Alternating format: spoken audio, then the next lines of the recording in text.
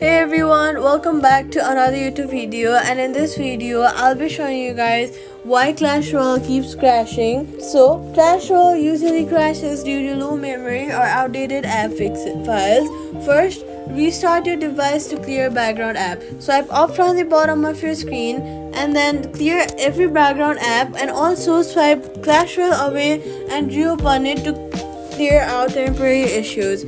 Now head over to your app store and open it, then check for updates, search for Clash Royale and check for updates.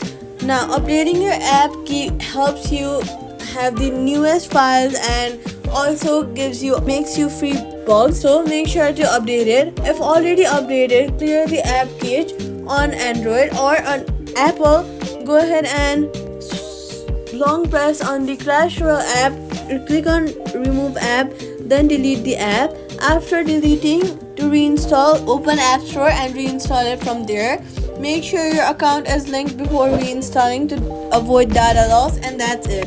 Subscribe for more quick fixes.